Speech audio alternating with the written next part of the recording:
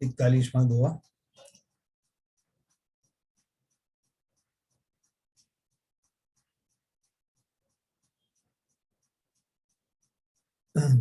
ताम कुत्थ थई परिभमई धुत्तिम ताम करे, गुरुए पसिए जामणवी अप्पा देव मुने। हाँ, क्या बोल रहे हैं? जब तक जीव गुरु प्रसाद से आत्मदेव को नहीं जानता, तभी तक वह कुतीर्थों में भ्रमण करता है, और अभी तक वह धूर्तता तभी तक वह धूर्तता करता है। मैंने इसके बारे में कल पढ़ा था कि वास्तव में जो आत्मदेव है, इनकी बात चल रही, आत्मा जो है वो वही परमात्मा बनने योग्य है, इसलिए उसको बहुत आदर से बुलाना चाहिए। बहुत सारे लोग बोल देते हैं आत्मा फात्मा, तो उनका खात्मा ही समझो। तो यहाँ जो बात कर रहे हैं, आत्मा को आत्मदेव की जो संज्ञा दी, क्योंकि वही तो अरहंत देव बनता है, वही सिद्ध देव बनता है। तो इसमें जो अभी जो और आगे के दोहे आएंगे, उनसे ये बिल्कुल आपको एक पक्का हो जाएगा कि हम जिन चीजों के पीछे भाग रहे हैं वो हमारी थोड़ी अज्ञान दशा ही है। वास्तव में जो ज्ञानी है वो आत्मा को किस तरह से देखते हैं, जिनेन्द्र देव की कल्पना कहाँ करते हैं, ये अपन चर्चा करेंगे। उसके पहले उन्होंने ये दिया, जीव गुरु प्रसाद से आत्मदेव को जब तक नहीं जानता। गुरु प्रसाद का अर्थ क्या है? मतलब ये जो हम जितनी भी वाणी सुन रहे हैं, गुरुओं की वाणी है ना, जो आचार्य जो अरहंत देव है वो तो हमारे परम गुरु हैं। तो ये गुरुओं की वाणी के द्वारा हम आत्मदेव को अगर नहीं जान पाए और कोरे इधर उधर भटकते रहे, इधर उधर घूमते फिरे, जगह जगह जो है ईश्वर की प्राप्ति करने के लिए, जैसे बताते ना लोगों ने बहुत खोज की लेकिन कुछ मिला नहीं, तो वो कह रहे हैं कुतीर्थ किस अपेक्षा से कह रहे हैं, वो भले ही सुतीर्थ हों लेकिन उनमें हमारा वहां जाने का अगर भाव सही भाव नहीं है तो वो कुतीर्थ जैसे ही हैं, ये उसका अर्थ है। तभी तक वह कुतीर्थों में भ्रमण करता है और तभी तक वह धूर्तता करता है और स्वयं को मूर्ख बनाता है। धूर्तता करता है, ठगता है, स्वयं को ठगता है। अगला वाला देखिए, तिथे ही देवली देवणवी इम सुई केवल बुत्तु, देहा देवली देव जिणु एहु जान निरत्तु। हाँ, देखो क्या बढ़िया बात कही है। श्रुत केवली ने कहा कि तीर्थों में देवालयों में देव नहीं है, जिन देव तो देह देवालय में विराजमान है, इसे निश्चित समझो। ये भी अपन ने कल पढ़ा था। अभी देखो आज का अपन पढ़ते हैं।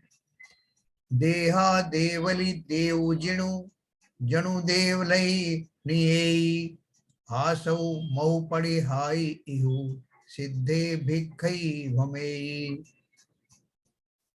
बोल रहे हैं जिन देव देह देवालय में विराजमान है, परंतु जीव ईंट पत्थर के देवालयों में उनके दर्शन करता है। यह मुझे कितना हास्यास्पद मालूम होता है। यह बात ऐसी ही है जैसे कोई मनुष्य सिद्ध हो जाने पर भिक्षा के लिए भ्रमण करे।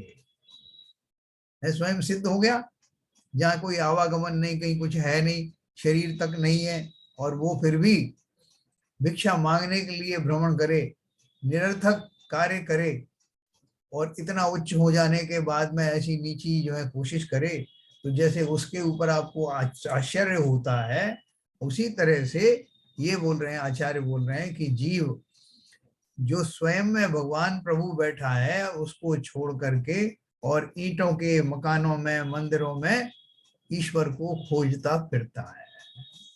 इसलिए उन्होंने कहा देवालय में उनके दर्शन करता है।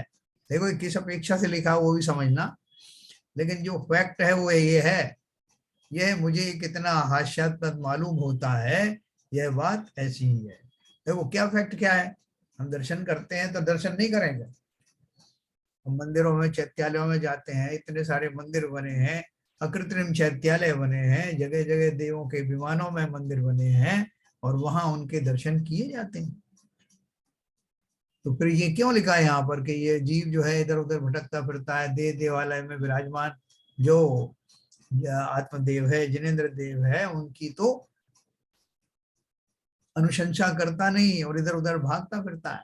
तो उन्होंने बोला उसका अर्थ क्या है कि हम उन जिनालयों या जो कृत्रिम या अकृत्रिम जिनालयों में जो प्रतिमा आदि विराजमान है उन सबके अंदर में क्या ढूंढते हैं। अगर हम उनकी स्थापना निक्षेप से उन्हें भगवान मान रहे हैं तो व्यवहार से वो गलत नहीं है, लेकिन उनमें वो ऐसे जिनेंद्र देव होने की पूरी पूरी जो है हमारे अंदर में समझ होना चाहिए कि किस तरह से जिनेंद्र देव उसमें है। जिन गुणों के धारक वो जिनेंद्र देव हैं उन गुणों के धारी की ही यहाँ स्थापना की गई है। और चूंकि मैं वर्तमान में उनके निकट तो डायरेक्ट जा नहीं सकता, और निकट में भी चले जाओ, समूह शरण में भी चले जाओ, जिनेंद्र देव के सानिध्य में भी समीप भी चले जाओ, तब भी जिनेंद्र देव का जो शरीर है वो भगवान नहीं है। अनंत देव का जो शरीर अभी विद्यमान है ना, तो उसमें भी उस शरीर में से अगर आत्मा को निकाल लें तो क्या वो शरीर पूज्य रहेगा? मैं शरीर की जो हो सकता है कि वो शरीर इतना जो है कांतिमान है, इतना सब कुछ है, जिसकी वजह से मैं उस मेरा ध्यान उसकी तरफ चला जाता है और मैं उसे नमस्कार करता हूँ, लेकिन अगर उसमें से आत्मदेव निकल जाए तो वो शरीर फिर किस काम का? इसी प्रकार से यह समझाने की कोशिश कर रहे हैं कि वो जो कृत्रिम या अकृत्रिम ईंट पत्थर के बने हुए देवालय हैं उनमें स्थित मूर्ति जो है वो साक्षात भगवान नहीं है। हाँ, इसलिए अवश्य है कि मैंने उन मूर्तिमान की वहां स्थापना की है, ये कल्पना करके उनमें उन गुणों को स्थापित किया गया है। उन गुणों का मेरे समझ होना चाहिए ना, उनका ध्यान करते हुए अगर उस प्रतिमा के समक्ष होकर के मैं उनका चिंतन करता हूं तो अवश्य ही वो कार्यकारी होगा। ये समझाने के लिए ये बात कही गई है, इसको और बारीकी से समझना। देखो क्या बताया, अगली गाथा में भी ऐसे ही लिखा है, मूढ़ा देवली देवनवी नविशिली लिप्पई चित्ती देहा देवली देव जिणु सो बुझई समचित्ती। है ना, हे मूढ़, देव किसी देवालय में विराजमान नहीं है, इसी तरह किसी पत्थर लेप अथवा चित्र में भी देव विराजमान नहीं है। जिन देव तो देह देवालय में रहते हैं इस बात को तू समचित्त से समझ। समचित्त का अर्थ क्या है? बिना किसी क्या बोलते हैं उसको, बायस्ड ओपिनियन के, हाँ, किसी ऐसा मान करके कि ये क्या गलत बात कह रहे हैं, ऐसा नहीं, बिल्कुल अपने मन में एकाग्रता रख करके भली प्रकार समझ करके उसका अर्थ निकालना, समता पूर्वक समचित्त होकर के। तो क्या उन्होंने बोला, जिन देव तो देह देवालय में रहते हैं। अभी अपन जो हम बात करते हैं अपनी आत्मा की बात करते हैं, जिनेंद्र देव के दर्शन भी हम करते हैं तो जिनेंद्र देव के दर्शन उनकी उनकी उन गुणों से परिपक्व हुई आत्मा के दर्शन करने जाते हैं। समूह शरण का मैंने आपको एग्जांपल दिया जहां साक्षात आपको जिंदे मिलते हैं, है ना, वहां उनकी गुणों की ही तो मैं अनुशंसा करता हूँ। और यहाँ मंदिरों में भी जब मैं उनकी प्रतिमाओं से के पास समीप जाता हूँ, उनकी पूजा अर्चना करता हूँ, तो उस मूर्ति के पीछे होने वाले उस मूर्तिमान की ही पूजन करता हूँ। इस बात की वो पुष्टि कर रहे हैं कि मैं किस तरह से दर्शन करूं, जिनेंद्र देव के दर्शन मंदिरों में भी कैसे करूं, और मंदिर के बिना भी किया जा सकता है। क्यों किया जाता है? कि प्रतिमा सामने मौजूद है और प्रतिमा के अंतर में जो मूर्तिमान है उसके गुणों की स्थापना की कल्पना की गई है। वो कौन से गुण हैं, उनको ध्यान में रखते हुए हम प्रतिमा को नमस्कार करते हैं। अर्थात मैं उस पाषाण को नमस्कार नहीं कर रहा, वो बाकी सब चीज ठीक है, निशा हो तो उनको मंत्रित किया गया है और उसको जो प्रतिष्ठित किया गया है वो सब व्यवहार की बात तो है, लेकिन अंतर में उस मूर्ति में क्या है, उस मूर्ति में हम क्या कल्पना करते हैं। अगर उनकी जगह पे मूर्ति की जगह साहब वो महादेव जी की प्रतिमा बिठा दी जाए तो उसी आकार में प्रकार में बैठी हुई है और नीचे लिख दें उनको महादेव, तो नहीं साहब ये नहीं चलेगा। हमने अपनी कल्पना में ही तो माना है कि ये जिनेंद्र देव की प्रतिमा है, कैसे है जिनेंद्र देव। फिर उन जिनेंद्र देव के गुणों की बात आती, मैं उन गुणों को नमन करता हूं। तो किसी भी शरीर में अरहंत, शरीर में, शरीर के अंदर तो निवास मेरा है वो अलग बात है, लेकिन शरीर स्वयं भगवान नहीं है। चाहे वो तीर्थंकर का ही शरीर ले लो, चाहे उनकी मूर्ति को ले लो, और अगर शरीरों में ही ढूंढना है तो मैं कौन सा बुरा हूं। मेरे अंदर भी तो, मेरे शरीर के अंदर, मेरा शरीर क्यों कहा मैंने, क्योंकि मैं तो आत्मा हूं। तो इसलिए आत्मा के ऊपर मैं अधिकारवाचक शब्द नहीं लगा रहा कि मेरी आत्मा, शरीर पे लगा रहा हूं मेरी आत्मा, मतलब उपचार से मैंने जिसे अपना माना है, उपचार से वो तो कह रहा हूं मेरा शरीर, लेकिन मैं हूं आत्मा। इस आत्मा ने स्वयं को प्रभु माना ही नहीं और खोज रहा है पाषाणों में, शरीरों में। तो वो हमारी दृष्टि को एकाग्र करने के लिए, हमारे कंफ्यूजन दूर करने के लिए ये बात कह रहे हैं, है ना।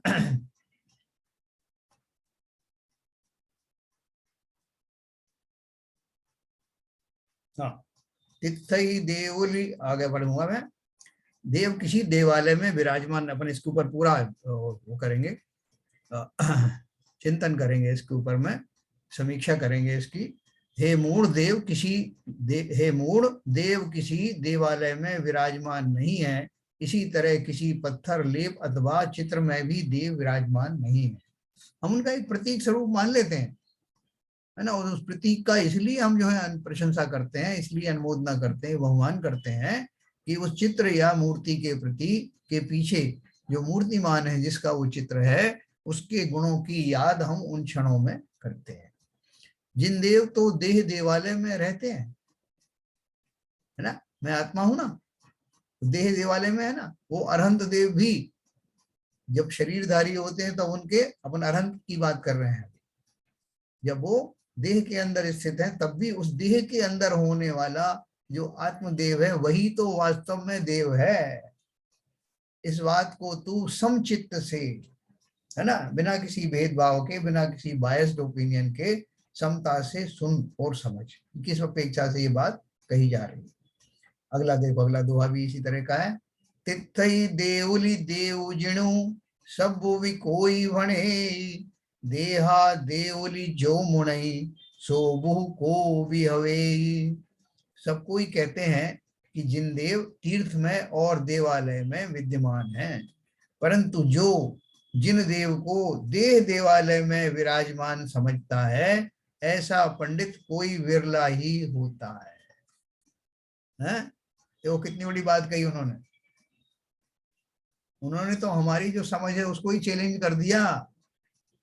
वो बोल रहे हैं कि जैसा यथार्थ में है ऐसा मानने वाले विरले होते हैं, और वो विरले ही वास्तव में पंडित होते हैं। आपने देखा होगा कि बहुत सारे जो लोग हैं, दो तरह के लोग होते हैं। एक तो कैसे होंगे, जो बार बार जो है प्रतिमाओं को स्पर्श करने जाएंगे, बार बार, एक ही दिन में गए तो एक बार तो तब गए जब पहले अंदर प्रविष्ट हुए, तब सब प्रतिमाओं को छू के आ गए, ठीक है। दूसरी बार गए तो फिर वो एक प्रतिमा को जो है वहां रख दिया अभिषेक के लिए, तब फिर छूने गए। फिर कभी प्रतिमा को वापस रख दिया, फिर छूने गए। फिर उसका जो है प्रक्षाल हो गया, तब छूने गए। फिर उसका और अर्घ चढ़ाया, उसके बाद फिर छूने गए। क्यों ये करते हैं इतनी बार? क्योंकि वो ये मानते हैं कि इन क्रियाओं के माध्यम से ही जिन देव की स्तुति हो जाती है। बल्कि आप जब इस तरह की प्रक्रिया बार बार करोगे ना, तो आपके वो भाव बनेंगे नहीं। इसके विपरीत, जिस व्यक्ति ने एक बार स्पर्श किया और सामने खड़ा हो गया उनके ध्यानस्थ मुद्रा में, चिंतन किया उनके उन गुणों को, एक बार ही काफी है। बार बार करना तो हमारी क्रिया में आता है, हम भाव सहित थोड़ी कर रहे हैं, जल्दी जल्दी करके भगली। वहां हमारे यहाँ एक रावत भाटा में एक वहाँ के चीफ थे कंस्ट्रक्शन के टाइम में, पारदी वाला कर, तो वो काफी इन्फ्लुएंशियल आदमी थे। तो कोई उनको नमस्कार करे, उनको उसकी जो दरकार नहीं थी, वो पूरा राउंड लेते रहते थे। एक व्यक्ति जो है वो सोचता था कि इनको बार बार मैं नमस्कार करूं, तो वो क्या करता था, जैसे सामने पड़ गए तो उस टाइम नमस्कार किया, फिर कहीं दूसरी जगह जा करके वो आगे राउंड पर गए तो वहां चुपके से निकला और फिर नमस्कार किया। कम से कम 5-6 बार वो करता था, इधर उधर से घुस के, कभी झाड़ियों में से निकल आया, कहीं बिल्डिंग के पीछे से निकल आया। उनको बहुत गुस्सा आया, उन्होंने उसको बहुत गाली वाली दी, उसको बोला कि तेरे पास और कोई काम नहीं कैसे भाई नमस्कार ऐसे करने की, क्या चाहता है। उस दिन के बाद उसने बंद कर दिया। कहने का अर्थ क्या है कि जितनी भी ये पूरी शारीरिक क्रिया हैं और हम इसे मानते हैं कि इनसे हमें कोई धार्मिक लाभ होने वाला है, ऐसा होता नहीं। जितनी एनर्जी हम उस सब में लग रहे हैं कि दौड़ दौड़ करके बार बार उस प्रतिमा का स्पर्श कर रहे हैं, उसकी बजाय अगर मैं 1 मिनट भी प्रतिमा के सामने खड़े होकर के उनके गुणों का चिंतन करूं, तो मैं जो कुछ चाह रहा हूं उस फल से कई गुना फल मुझे मिलेगा। लेकिन ना तो हमें इतना धैर्य होता है और ना इतनी समझ होती है और ना विश्वास होता है। हम तो बार बार, एक बार उस कपड़े से पहुंच दिया, एक बार हाथ लगा के छू लिया, क्या चाहते हैं अपन। अगर इन क्रियाओं मात्र से किसी को मुक्ति हुई होती या बहुत उत्तम किस्म के शुभ भाव भी हुए होते तो सारे लोग सारे दिन लाइन लगा के यही किया करते। लेकिन अपन लोगों की आदतें पड़ गई, वो जब तक क्रियाएं नहीं करते तब तक मजा नहीं आता था। आज आनंद नहीं आया, 5 बार नहीं छुए, है ना। देखो जो क्रियाएं हैं, जो बेसिक चीजें हैं वो तो ठीक है, वो मिनिमम है। वो मिनिमम जो है उसकी जो व्यवहारिक क्रिया है वो बात ठीक है अपनी वहां तक, लेकिन उसमें अति नहीं करना। और दूसरी बात यह है कि प्रतिमा को छूने का अर्थ ऐसा है कि प्रतिमा के उन गुणों को छुओ जो गुण आपके हृदय को छू जाते हैं। उनको बॉडी फिजिकली छूने से कुछ लाभ होने वाला नहीं, ये विशेष ध्यान रखना। और वो लोग देखो जहां बहुत भीड़ होती, भीड़ उसमें से निकल करके धक्का मुक्की करके वहां जाके उनके पैर छू रहे हैं, तो कोई धक्का मुक्की करके वो कपड़े से उनको पहुंचने का उपक्रम कर रहे हैं। प्रक्षाल किस लिए किया जाता है, मार्जन किस लिए किया जाता है, ये भी अपन जानते हैं भली प्रकार से कि प्रतिमा के ऊपर धूल कण आदि आ गए हों। देखो अपन ने एक प्रतिमा अभिषेक पाठ हमारे पास है, उसमें लिखा है परिणामों की स्वच्छता के निमित्त, है ना, इसीलिए मैं करता ऐसा करके है, बहुत बढ़िया। प्रतिमा का प्रक्षालन कर रहा हूं मैं, प्रतिमा के प्रक्षालन के माध्यम से अपने भावों को निर्मल कर रहा हूं। और धूल कण आदि अगर है तो एक बार मैं उसको हटा देता हूं, लेकिन बार बार उनके स्पर्श करने से मैं जो चाह रहा हूं वो मुझे 1 सेकंड के अंदर में, अगर उन गुणों को मैंने सामने खड़े होकर के चिंतन किया, अभीष्ट की प्राप्ति होती है। बाकी इनके इन प्रकार धक्का दे के साहब को छू के भगाया, अब मैं जा रहा हूँ थाली को छू के आता हूँ, इसको छू के आता हूँ। अगर आप भली प्रकार से योगेंद्र देव की बात को समझ पा रहे हैं तो उसका आशय ये है, ये मैं कोई अपनी तरफ से नहीं कह रहा। तो देखो क्या लिखा उन्होंने, हे मूढ़, देव किसी देवालय में विराजमान नहीं है, इसी तरह किसी पत्थर लेप अथवा चित्रों में भी देव विराजमान नहीं है। जिन देव तो देह देवालय में रहते हैं, इस बात को तू समचित्त से समझ। दूसरा अपन ने पढ़ा, सब कोई कहते हैं कि जिन देव तीर्थ में और देवालय में विद्यमान है, परंतु जो जिन देव को देह देवालय में विराजमान समझता है, ऐसा पंडित कोई विरला ही होता है। ऐसा पंडित कौन होगा? जिसे भली समझ होगी, भली प्रकार से समझ होगी। हम लोग पाषाणों में इतना रागादि करते हैं ना, बोले सारे साहब अपने प्रतिमा को पाषाण कह दिया साहब, ये मैं नहीं कह रहा हूं, देखो योगेंद्र देव जी स्वयं कह रहे हैं। क्यों कह रहे हैं कि हम उसकी असलियत को भी तो समझे ना। भक्ति के अतिरेक में होकर के जो वस्तु जैसी है उसको ना समझना, ये भी तो अंधभक्ति है। विवेक पूरा रखना, मैं अवश्य वो प्रतिमा मेरे लिए इसलिए पूजनीय है कि उसमें मेरे इष्ट देव का प्रतिमान, मूर्तिमान का प्रतिमान विद्यमान है।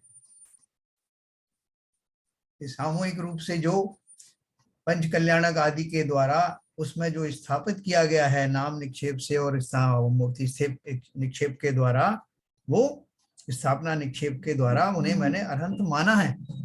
लेकिन मानना तो ठीक है, लेकिन मानने के साथ साथ जिस अपेक्षा से माना है वही भाव के साथ दर्शन करना, ये वो कहना चाहते हैं, ठीक है ना। तो जिन देव तीर्थ में और देवालय में विद्यमान है, परंतु सबको ही कहते हैं, परंतु जो जिन देव को देह देवालय में विराजमान समझता है, ऐसा पंडित कोई विरला ही होता है। अगर ऐसा नहीं होता तो जहां मंदिर नहीं है, जहां कोई और नहीं है, वहां साहब मैं किसका ध्यान करूं? आप तो हर समय ये कहते रहते हो कि हमेशा अपने आत्मदेव का चिंतन करो या भगवान के दर्शन करो, तो भगवान है ही नहीं जहां पर, वहां क्या करूं मैं? जिसके माध्यम से, जैसे मैं दर्पण में अपने को देखता हूं, अगर दर्पण में नहीं देखूं तब भी मैं तो मैं ही हूं ना। दर्पण के माध्यम से मैं कैसा लगता हूं ये देखता हूं, लेकिन मैं जैसा लगता हूं वो अगर दर्पण ना भी देखूं तब भी वैसे ही लगूंगा। उसी प्रकार से अगर मुझे कहीं मंदिर आदि की उपलब्धि ना हो किसी कारण से, तो दुखी होने की आवश्यकता नहीं। देश देवालय में विराजमान मैं सदैव ही स्वयं के लिए उपलब्ध हूं, उसके दर्शन करो। अब क्या बात कर रहे हो, हम तो इतने अशुद्ध हैं और आपने बोल दिया कि आप अपने दर्शन करो। हम अशुद्ध किससे हैं? विभावों से अशुद्ध हैं, स्वभाव से आज भी वही हैं। ये बिल्कुल विश्वास से जानना, ये खाली समझाने के लिए, भ्रमित करने के लिए नहीं है, क्योंकि योगेंद्र देव जैसे समर्थ आचार्य ने ये बात यहाँ कही है, और भी सभी ग्रंथों में ऐसा ही लिखा है। तो हम चलो आगे चलते हैं। 46।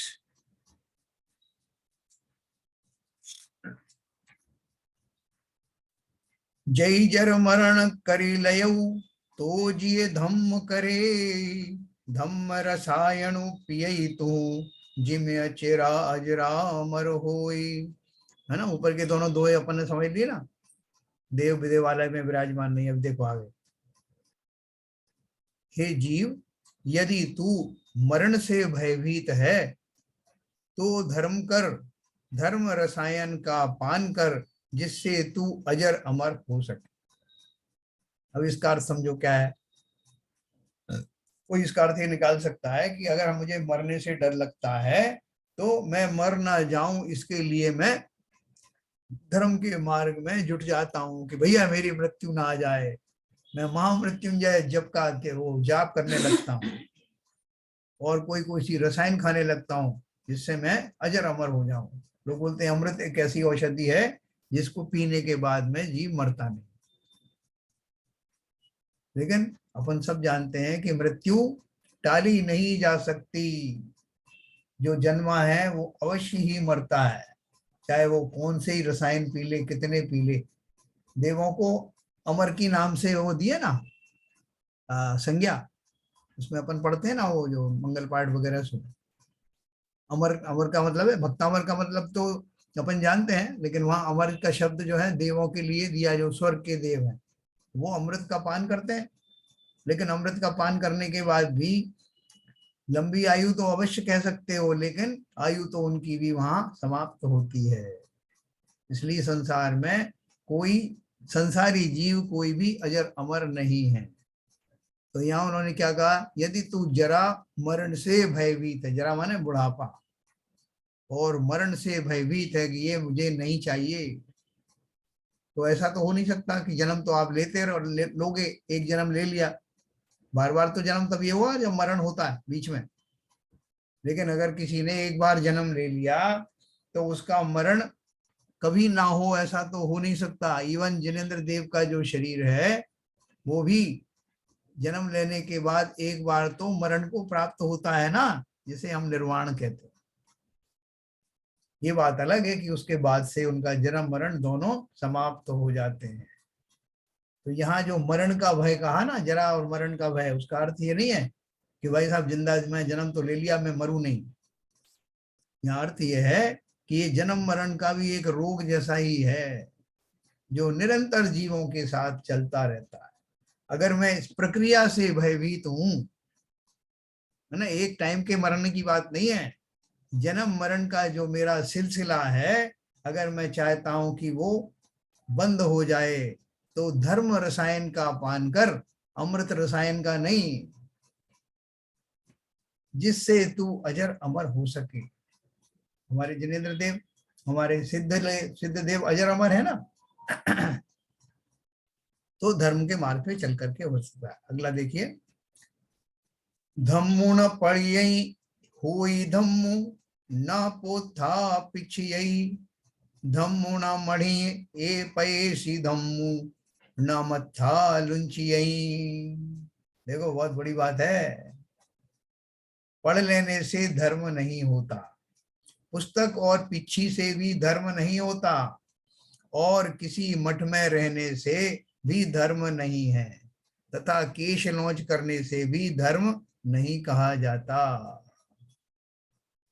अभी देखो, अगर अपन ने ये पुस्तक नहीं पढ़ी होती तो अपन समझते ये सब किसी ये सोनगढ़ी वगैरह वाले के जो वचन है, ये जो आत्मा के ऊपर इतना जोर दे रहा है, और जो मंदिर में स्थित प्रतिमा आदि को व्यवहार से भी स्वीकार करने को तैयार नहीं है। लेकिन यहाँ हमारी परंपरा के योगेंदु देव और ऐसे बहुत सारे शास्त्र हैं जिसमें इस बात को बहुत खुलासा करके लिखा है। हम मेंटली प्रिपेयर नहीं है सब सुनने के लिए कि साहब देवालय में ही भगवान है और पत्थरों में भगवान नहीं है ना। वो रहीम ने, कबीर ने बहुत सारे दोहे लिखे ना, जब इन्होंने क्या लिखा, पढ़ लेने से धर्म नहीं होता, पुस्तक और पिच्छी से भी धर्म नहीं होता, किसी मठ में रहने से भी धर्म नहीं है, तथा केश नौच करने से भी धर्म नहीं कहा जाता है। मूड मुड़ाए हरि मिले, हर कोई ले मुड़ाए, बार बार के मूड़ते भीड़ न बैकुंठ जाए। ये तो दूसरे दर्शन के लोगों ने भी कहा है। एक वो पत्थर का भी है, पत्थर पूजक का भी कुछ है, मुझे याद नहीं आ रहा। पत्थर पूजन है, पहाड़ पूजन है, हाँ मैं पूजन में सब पाथर पूछे, हाँ। तो ये तो दूसरे दर्शन के लोगों ने ये बातें कही हैं, तो हमारा दर्शन तो कितना उनसे आगे का दर्शन है। जब वो कह रहे हैं कि जब मूड बार बार की मूडने से भीड़ बनी जाती है, तो मूड मुड़ाने से कुछ होता नहीं। हमारे यहाँ भी यही कहा। आप कहोगे क्या सी बातें आप लेके बैठ गए, फिर तो कोई मुनि नहीं बनेगा, कोई केश नौच नहीं करेगा, कोई मंदिर नहीं जाएगा, कुछ तो सोचो। सब सोच लिया। योगेंदु देव जी जो बात कह रहे हैं उसको गहराई से उन्होंने पहले लिख दिया, समचित्त से सुनना, घबराना नहीं कि बात क्यों कही जा रही है, उसकी वास्तविक, उसकी स्पिरिट को समझना। तो क्या बोला, पढ़ लेने से धर्म नहीं होता, पुस्तक और पिच्छी से भी धर्म नहीं होता, क्योंकि बाह्य उपकरण है ना ये। कोई भी बाजार से पिच्छी लेकर के चला जाए, आपको क्या पता। वो विदिशा में जो है 2 लड़के पकड़े गए थे, मुसलमान लड़के थे, जिन्होंने बाजार से या कहीं से भी अरेंज करके पिच्छी कमंडल ले आए।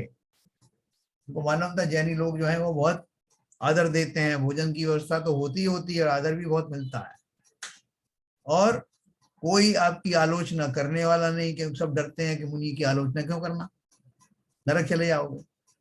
उसका लाभ उठा करके उन दोनों ने वहां की समाज को बहुत झांसे दिए, और शायद कुछ चोरी वोरी का भी कुछ काम किया था। तो बाद में हमको समाज को समझ में आया, उनको पकड़ के ले गए। तो हम भी एक तो बहुत सतर्क रहना, खाली मात्र ये उपकरण धारण कर लेने से, या थोड़ा बहुत मंत्र भी सीख लिया किसी ने, उनने जिन्हें इस तरह की मंशा थी, भ्रमित मत होना। और अपने बारे में भी सोचना कि अगर मैं मुनि बनूंगा तो खाली ये बाह्य वेशभूषाओं से संतुष्ट नहीं हो जाऊंगा। पीछे पकड़ ली, कमंडल पकड़ लिया, अंदर से कोई भाव नहीं, अंदर से कोई वैराग्य नहीं है, और सर में वो भी कर लिया, केश लॉन्च भी कर लिया, लोग देखेंगे सही क्या नाम मुनि महाराज है।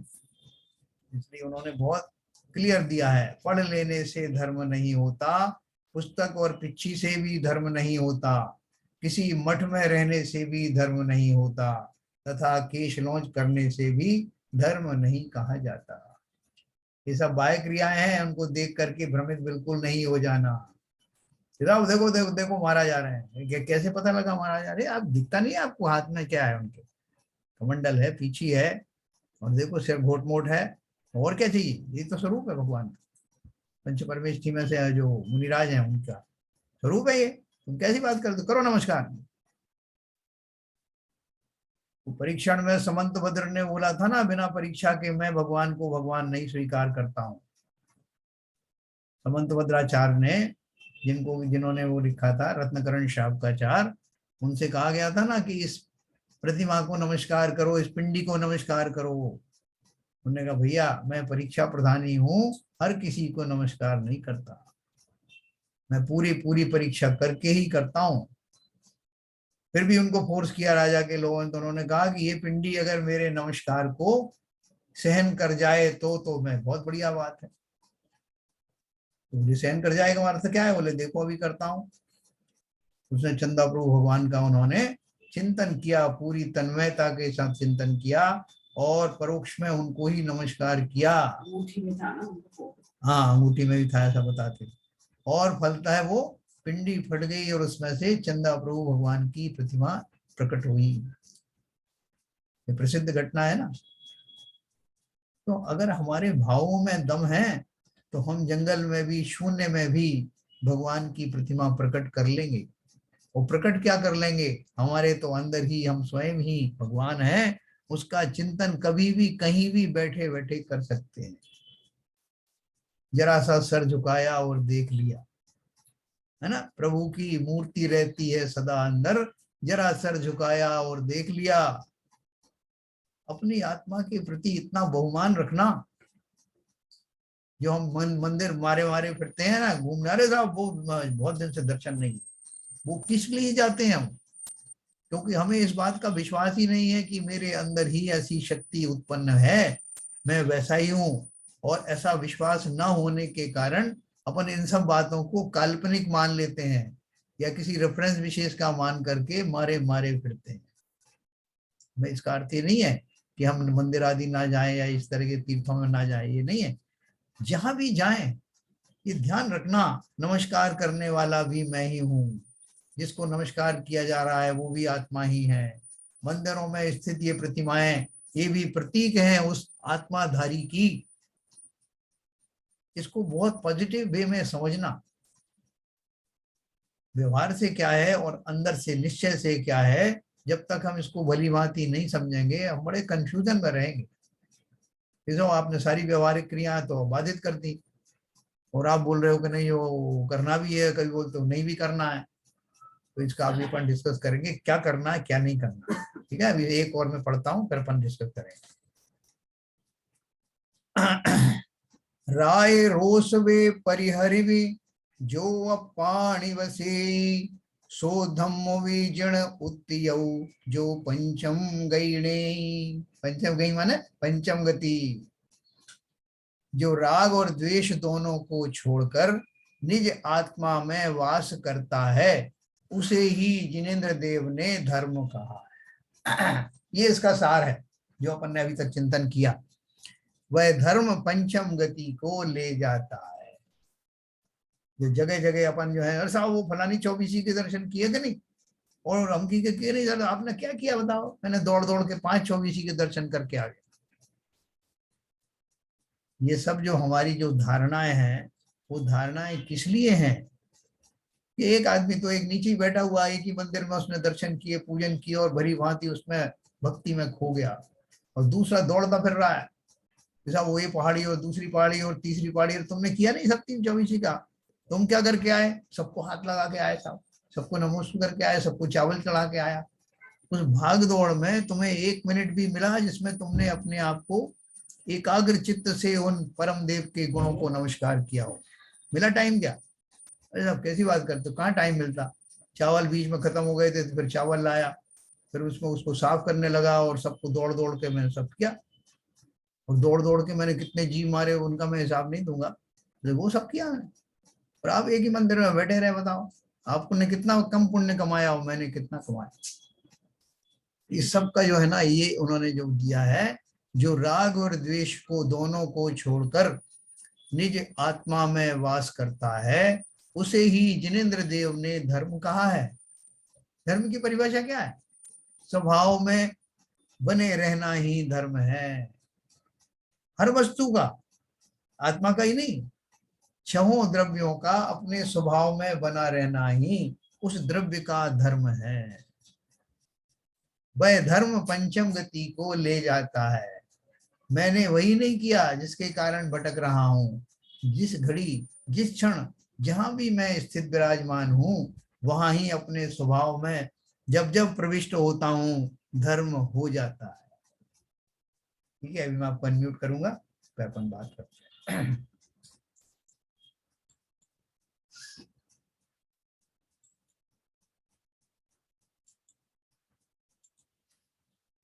बोलिए सर, मैंने आपको कंफ्यूज कर दिया बहुत। नहीं नहीं, उसके पहले छोटे छोटे सवाल हैं। आपके मेन टॉपिक पे आऊंगा। कंफ्यूज किया, काफी क्लैरिटी ला रहे हैं आप धीरे धीरे। हाँ। पहला सवाल तो ये है, जो आपने 41वां दुआ पढ़ा, हाँ। उसमें आपने लिखा, जब तक जीव गुरु प्रसाद से आदिदेव को नहीं जानता तभी तक वह कुछ तीर्थों में भ्रमण करता है। हाँ। तो एक प्रैक्टिकल एग्जांपल था, अभी भोपाल गया था मंदिर में जी। तो वहां वो चल रहा था विधान। हाँ। तो उसी बीच में एक दृष्टांत दिया हमारे सज्जन ने। हाँ।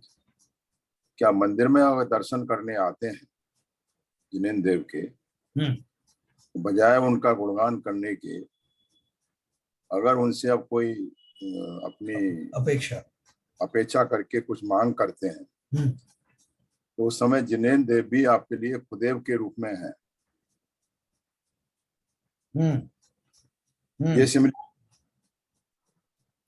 तो उस पर बहस हुई। जो क्रिया करने वाले हैं वो बड़ा स्ट्रॉन्ग ऑब्जेक्शन आया कि साहब आपने जिनेन्द्र देव को खुदेव कैसे बोल दिया, वो तो भीतरागी है, भीतरागी रूप में बैठे हुए हैं। तो मेरा कहने का, मैंने इंटरवीन किया, मैंने कहा देखो भाई, ये भावों की बात है, भीतरागी तो कुछ देते नहीं है, और आप आए हैं उनसे मांग रहे हैं, तो मांगते किससे हैं? खुदेवों से ही मांग सकते हैं, भीतरागी से तो कुछ मांग नहीं सकते। तो आप अगर भीतरागी से मांग रहे हैं तो आप क्या कहते हैं, उनको खुदेव के रूप में ही मान के कर रहे हैं। जो प्रतिमा सामने बैठी हुई है वो जिन बिंब का, प्रतिमा का, जो अपने जिनेन्द्र देव का प्रतिबिंब है। आप ये मान के चल रहे हैं कि वो उनके गुणों का भंडार है, अनंत गुणधारी है, मेरे सामने वो प्रतीक रूप से बैठे हुए हैं, और उनके सामने मैं उनके गुणों की भक्ति करके मैं अपना पूजा अर्चन कर रहा हूँ। तो अगर मांग रहे हैं तो इस दृष्टि से कुदेव कहा गया है। तो ये सिमली जो कुतीर्थों की है, वो सिमली बराबर उनकी कहावत में है कि इसमें आपका कुछ दूसरा ओपिनियन। मेरा सवाल ये, इसमें एक छोटा सा मेरा वो था कि कुदेव उसने जो मांगा, जिसकी बत्ती की आप बात कर रहे हो, हाँ, उसने उनसे मांगा, तो ये उसकी दृष्टि का दोष है। हाँ, वो उसके लिए कुदेव है। हाँ, उसके लिए, मतलब जैसे कुदेवों से मांगा जाता है ऐसा मान करके उसने मांगा, तो हाँ। इसलिए इसकी दृष्टि में दोष है। जिनेन्द्र देव तो वीतरागी ही है। वो तो देखो, जिनेन्द्र देव की जो प्रतिमा है वो तो जिस रूप में वहाँ स्थापित की गई है, हाँ। वो तो उस रूप में है। आप किस रूप में उसको अपने भावों से मान रहे हैं, हाँ, तो उसकी हो रही है बराबर। तो ये सिमली वहाँ ठीक बैठती है ना। हाँ। अच्छा, दूसरा प्रश्न ये है, अभी आपने बताया कि मंदिर में पूजा करना है, जहाँ भगवान नहीं है तो हम पूजा कैसे करें। हाँ। मुनि महाराज भी जाते हैं जंगलों में तपस्या करते हैं, वहां तो कोई मंदिर होता नहीं है, फिर भी तपस्या। मगर कई लोग क्या कहते हैं, अपना एक व्रत ले लेते हैं, संयम ले लेते हैं कि जब तक मैं मंदिर में जिनेन्द्र देव का दर्शन नहीं करूंगा, मैं पानी भी नहीं पीऊंगा, खाना भी नहीं खाऊंगा। हाँ। तो उस ऐसे संयम को आप इस परिप्रेक्ष्य में जो योगेंद्र जी ने जो बताया है, आपने व्याख्या की है, आप किस तरह समीक्षा करना चाहें? देखो, ऐसा है, इन्होंने एक वो जो शब्द इस्तेमाल किया ना कि समचित्त होकर सुन। हाँ, निरपेक्ष भाव से। हाँ, निरपेक्ष भाव से, मतलब उसमें आप कोई बायस होकर के नहीं, जैसा अगर मैंने जो जिन्हें उनकी प्रतिमा दर्शन नहीं करी तो मैं वास्तव में अधूरा रह गया। वो किस अपेक्षा से की गई है? जो जीव अभी कच्चे हैं, हाँ। जिनका अभी वास्तव में इस पर विश्वास नहीं है कि देह देवालय में विराजमान मैं आत्मदेव हूं, और जिनके दर्शन करता हूं, चाहे समूह शरण में करता हूं, चाहे सिद्ध लोक के सिद्ध आत्मा के रूप में करता हूं, सब जगह उस आत्मा को ही प्रणाम करता हूं। जिनका ऐसा पक्का विश्वास नहीं हुआ, वो जो बाह्य आचरण है उनको मजबूरीवश धारण करते। इसमें लिखा ना, बिरला एक आध पंडित ही ऐसा मानता है। कि वो बात बाकी सही है, वो बात सही है। बाकी सब ऐसे ही सोचते हैं, अरे भाई साहब जिनेंद्र देव के दर्शन नहीं हुए तो फिर जो है वो कैसे काम चलेगा। तो बहुत सारे देखो आप जो 20 पंथी मुनिराज हैं वो सब साथ में लेके चलते हैं प्रतिमाओं को। अपने में ले जा। हैं? अपने यहाँ भी ले जाते, पता नहीं। एनीवे वो प्रतिमा इसलिए लेके चलते हैं कि उनको लगता है कि उनकी उपस्थिति में ही उनके भाव वैसे बन पाते हैं, है ना। ये अपनी अपनी मजबूरी हो सकती है कि वो उनका आलम्बन लिए बिना उनके वैसे भाव नहीं बनते, लेकिन अगर आपके भाव बिना उसके बनते हैं तो ये सब कोई फॉर्मेलिटी की आवश्यकता नहीं, हमारे भावों के लेवल पर डिपेंड करता है। अब कोई कोई तो लोग ये मानते हैं कि साहब दर्शन प्रतिमा जो हमने ली है तो दर्शन प्रतिमा का अर्थ ये है कि भगवान की प्रतिमा के दर्शन करो, दर्शन प्रतिमा हो गई। तो ये उनके ये भाव है ना, इस तरह की समझ है, उसको मान करके पहली प्रतिमा मान ली। तो इसलिए जो इन नियमों से अपने आप को बांध लेते हैं वो उनकी वृत्तियां ऐसी थोड़ी सी परिपक्व नहीं होती, उस लेवल पर नहीं आती कि बिना उस आलम्बन के भी वो उस दशा को प्राप्त हो जाए। ये बात अनेकात की हुई। हाँ, इसलिए वो अपना जो आलम्बन के सहारे से ही उनको लगता है कि मेरे भाव बनते हैं। बहुत सारे लोग जैसे हाँ मंदिर में जब भी हम नई प्रतिमा जी स्थापित करते हैं, बड़े एग्जॉस्टिव तरीके से पंच कल्याण करके स्थापना होती है। और ये भी सही है कि जैसे देह देवालय का आपने जैसा बताया कि तो फिर जो इस तरह से एग्जॉस्टिव स्थापना हो रही है तो उसका क्या फिर नेसेसिटी है? नहीं नहीं, देखो जो स्थापना वगैरह होती है उसमें ज्यादातर लोग जो मेजॉरिटी है 99% जो लोग हैं वो व्यवहार से इन आलम्बन पूर्वक ही अपने भाव बना पाते हैं। तो जो मेजॉरिटी है उनको ऐसी प्रतिमा की आवश्यकता है। जिनेंद्र देव तो डायरेक्ट मिलते नहीं, अब नहीं मिलते तो उनका समोशरण की प्रतिरूप जो मंदिर है उसकी स्थापना होती है। मंदिर है तो उसमें एक प्रतिमा भी रखी जाएगी, प्रतिमा के माध्यम प्रतिमा को पूरी कायदे कानून के अनुसार उनकी स्थापना की जाती है और वो स्थापित किए हुए जिनेंद्र देव में हमारी आस्था रहती है। तो ये जो जो प्रकरण चल रहा है ये एक्चुअली थोड़ा हायर लेवल के मुनियों के लिए है।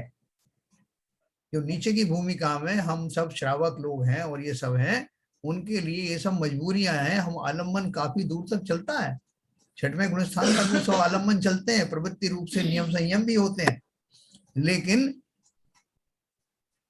उसके ऊपर की जो दशा है वो दशा उन्होंने बताई है। लेकिन उसका अर्थ ये नहीं कि नीचे की भूमिका वाले उस दशा का चिंतन नहीं कर सकते।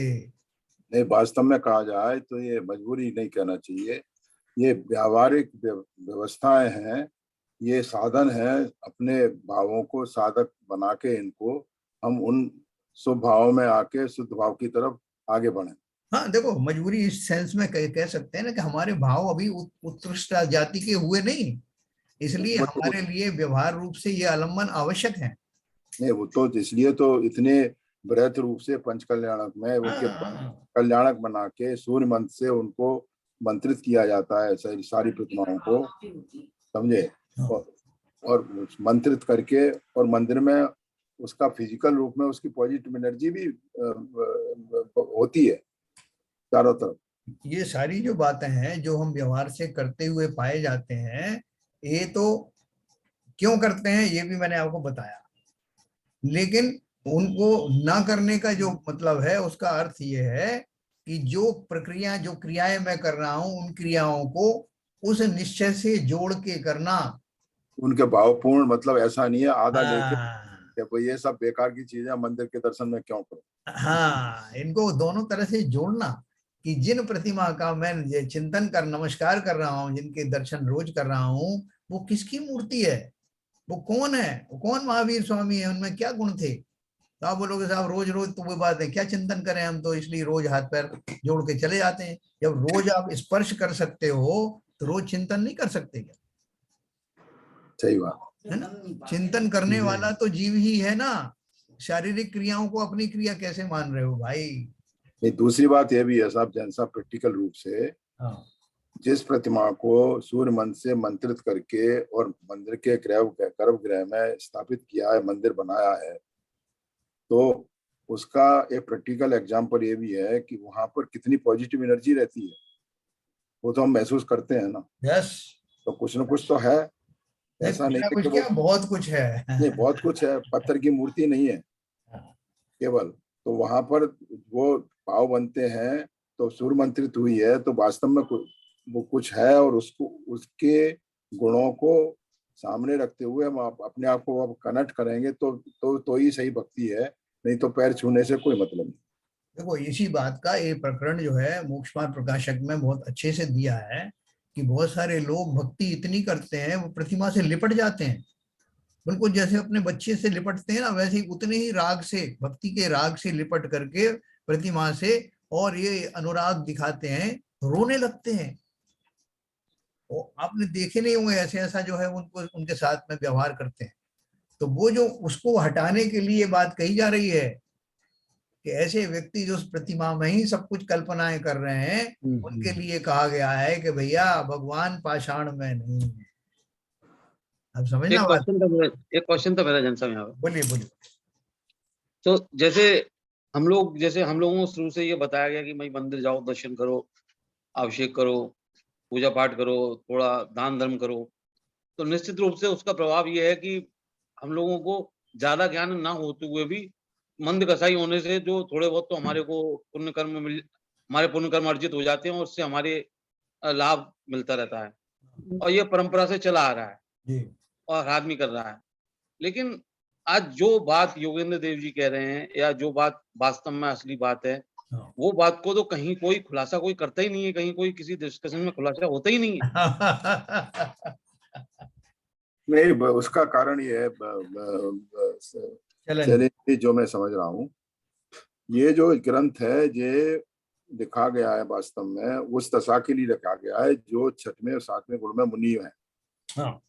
उनकी। और बाकी इसकी जो नीचे विवेचना की है, जो टिप्पणी की गई है, टीका लिखे गए हैं, वो इसलिए लिखे गए हैं कि वो मुनि धर्म के जीव को छठवें सातवें गुणों को और गृहस्थ को किस तरह से उसका सामंजस्य बिठाया जाए, उसको किस तरह से कनेक्ट किया जाए, वो उस रास्ते पे चल के वो छठवें सातवें गुण के मुनि कैसे बने।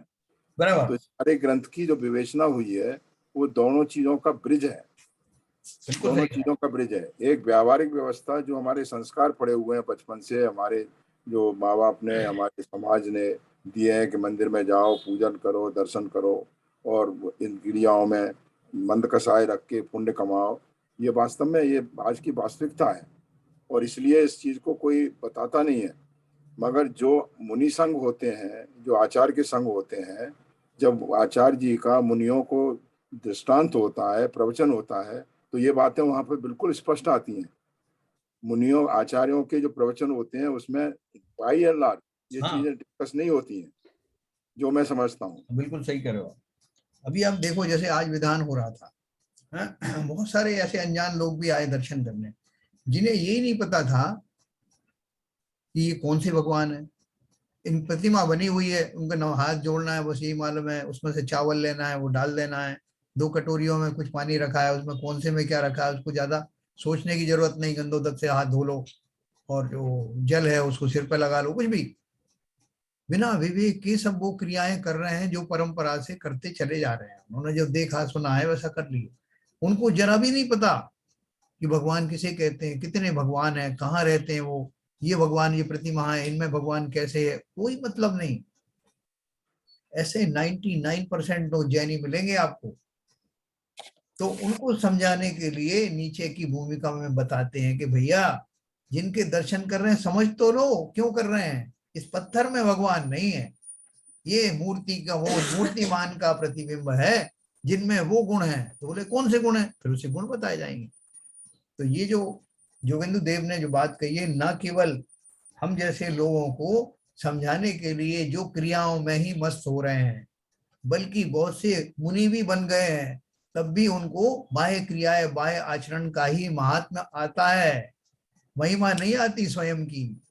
ये फैक्ट है। खाली वो कपड़े उतार देने से, वो धारणा कर लेने से उनको ऐसी समझ आ जाएगी, ऐसा नहीं है। तो ये हमको समझाया जा रहा है कि भैया तुम भी जब मुनि बनो तो खूब अच्छी तरह से ठोक बजा करके बनना। जब तक ऐसी समझ ना आए तब तक मुनि बनने की चेष्टा भी मत करना, नहीं तो तुम उस व्यवहार में अटक जाओगे और वैराग्य के ना होने के कारण शीतलाचार में आ जाओगे। ये बहुत गहराई से समझने की बात है। इसका अर्थ ना तो ये है कि व्यवहार का लोप हो जा कर देना है, वो जो मंदिर अंदर जाना जो है बंद कर देना है, और ना ही ये है कि आत्मा में ही या ये क्रियाओं में ही मस्त हो जाना है। दोनों चीजें हैं। बाह्य क्रिया आचरण अंदर के भावों सहित ही होंगी, तभी वो सार्थक होंगी, वरना सार्थक होने का कोई चांस नहीं। ये दूसरी बात जो आपने कही, जो प्रक्षालन मार्जन वाली बात, जी में दो चीजें समझ में आती हैं। हाँ। एक तो जब भी सुबह अभिषेक क्रिया जो पूजन की अभिषेक क्रिया शांत द्वारा क्रिया होती है, हाँ। प्रक्षालन क्रिया मार्जन होती है, तो दोनों में बैलेंस होना चाहिए। प्रक्षालन मार्जन इतना अच्छा होना चाहिए कि उसमें विशुद्धता न रहे, हाँ मतलब अशुद्धता न रहे, विशुद्धता की तरफ हम बढ़े। बिल्कुल, पानी का एक एक कण जो है वो एब्जॉर्ब होना चाहिए, हाँ, सबका तो होना चाहिए। उसके लिए तो जो सिंसियरली कपड़े से ले करके उस चीज को क्रिया करता है तो उसमें तो कोई दोष नहीं है। हाँ, वो कर रही है, प्रक्षाल का अर्थ वो है। वही है। और ये बात सही है कि वो 6 बार 10 बार क्या कहते हैं पैर छूने से मतलब क्या भाव बनते क्या नहीं बनते, अब वो तो अपनी अपनी मान्यता है, जिससे संस्कार है वो कर रहे हैं। मगर आपने जो बात स्पष्ट की उसको ज्यादा तवज्जो देना चाहिए कि हमको बजाय उसके अपना टाइम अगर उनके गुणों के कंसंट्रेट करके उसके बारे में करेंगे तो उसका ज्यादा ना। बस एक 2 मिनट खड़े होकर के सामने जो है ना, तुझ में मुझ में अंतर ही क्या, मैं क्या बन सकता ना ईश, मैं क्या ना पा सकता वे गुण, जिन्हें देख नम जाता शीश। ये मैंने आज से करीब 30 साल पहले एक कविता लिखी थी, कभी सुनाऊंगा आपको, कि जिनेंद्र देव में और मुझ में क्या अंतर है। वो अंतर मैंने उनके निश्चय से ये बताया है उसमें कि निश्चय से मुझ में उनमें कोई अंतर नहीं है।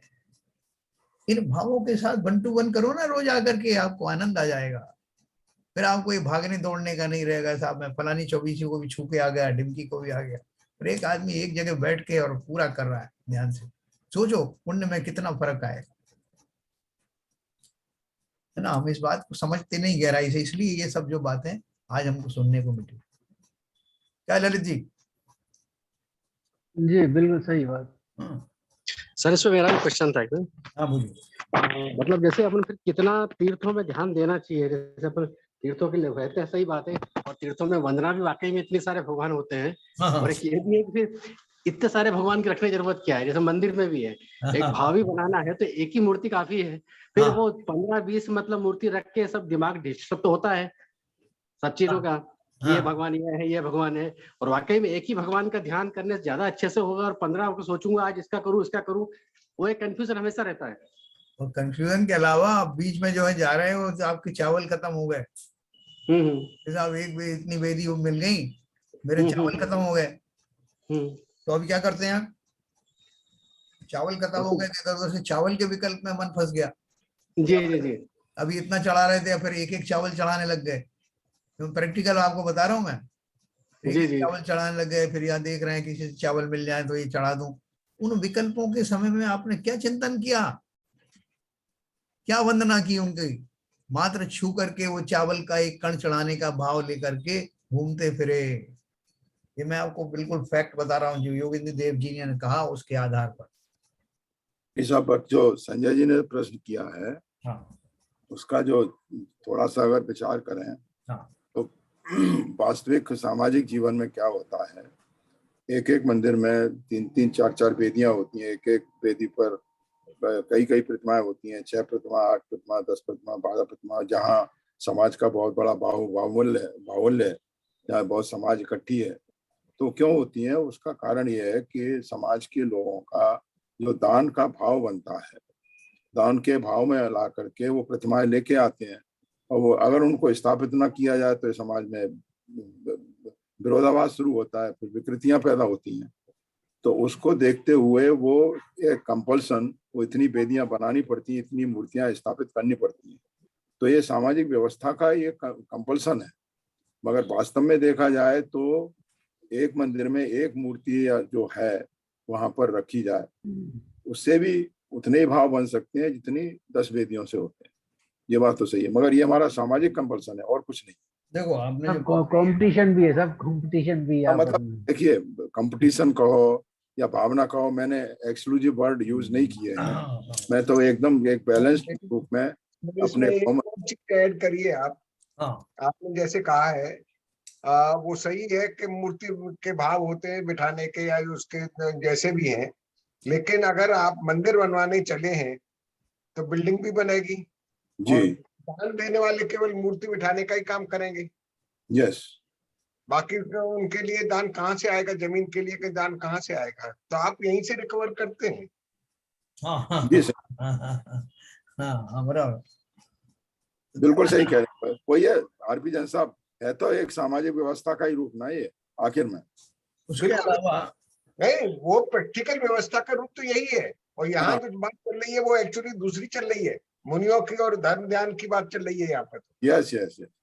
देखो अभी बाशी में वो सहस्त्रकूट मंदिर की स्थापना हुई जी, ऊपर की मंजिल पे, तो उसको प्रेरणा लेकर के अपने आप ही चर्चा चली कि ऐसा है कि अगर ज्यादा दान इकट्ठा करना है तो एक सहस्त्रकूट की जो स्थापना भी करो, तो उसमें 1000 मूर्तियां होंगी, पर प्रतिमा इतना इतना इकट्ठा हो जाएगा, है ना।